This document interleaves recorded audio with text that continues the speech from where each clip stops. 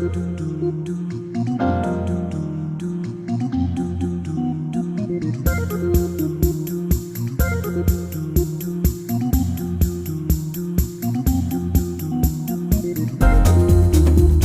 name's Natalie Levy and I curated Summer in the City at the Ben Uri Gallery.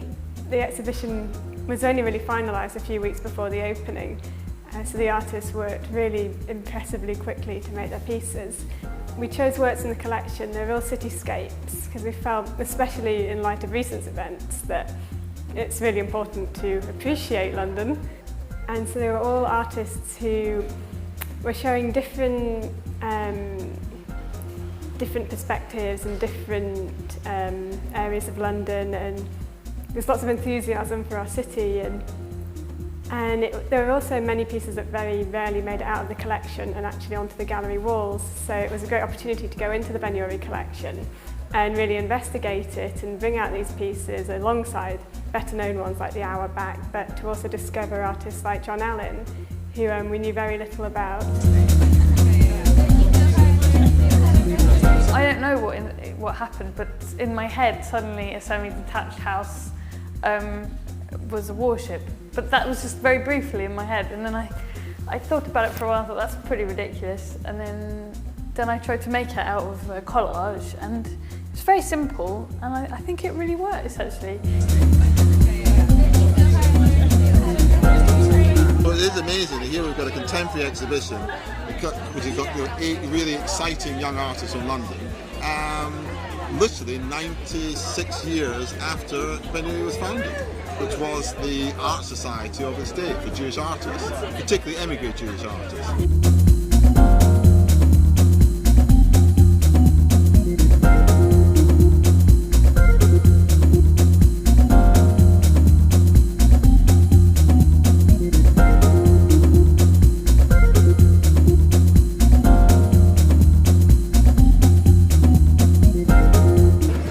Tonight's a completely different opening to our last opening, which was about the 20th century, early 20th century artist called Ludwig Bloom, and it's going to be completely different to the next opening in a month and a half's time, which is about the making of Joseph Herman and looking at his period from Wales to Scotland and London.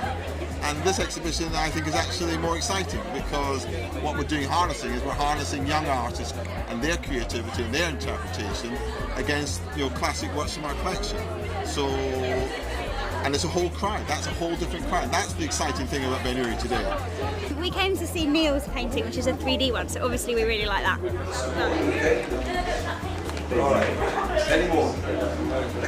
I think it's quite interesting at the moment.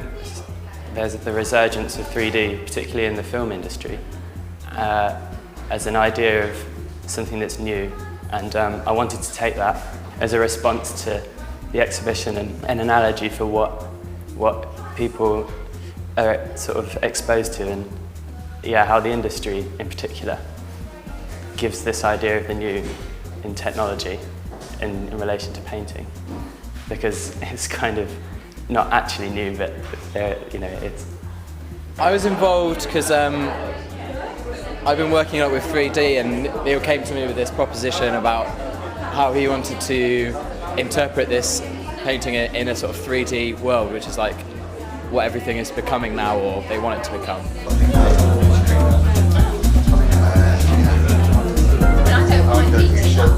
I thought the audio tape was fun. I thought it was quite playful. I made this lovely audio guide in which the story of John Allin is told, but it's not the story of John Allin in the show.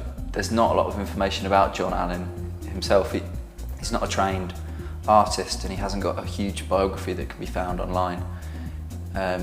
So I really like the ambiguity of his story, that he was an artist, but he also hasn't got the profile of an artist. So it's biographies of several different John Allins that were found just using sort of basic search terms on the internet, all mashed up together. It's a very interesting exhibition. It's quite small, quite a good mix of different types of art as well. Favourite piece was definitely the torn poster of 1990s London. That was just quite abstract and good technique and well put together.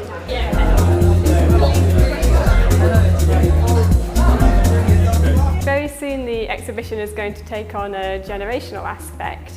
School workshops are going to be held where they're going to look at the artist responses to the collection works, and then the school children will make their own pieces in relation to those. So it's going to be a kind of continuing legacy of the exhibition, and it's another thing we feel is very important because many of the artists in the Ben Uri Collection who are still alive are reaching their 80s or 90s, so it's a real emphasis on bringing this collection back to life and bringing in young people and just creating a kind of lively atmosphere about the work again.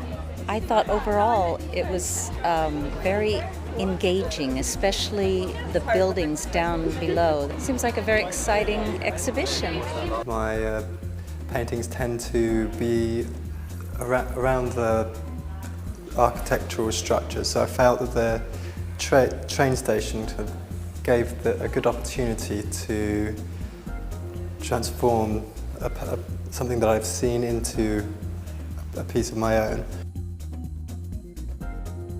There's something very human, it's quite personified, I suppose, and I also then realised that there were people down at the bottom as well who are doing something that I'm not quite sure. It's very ambiguous, and there's a lot going on in it, although it's actually quite an uncomplicated image in a lot of ways.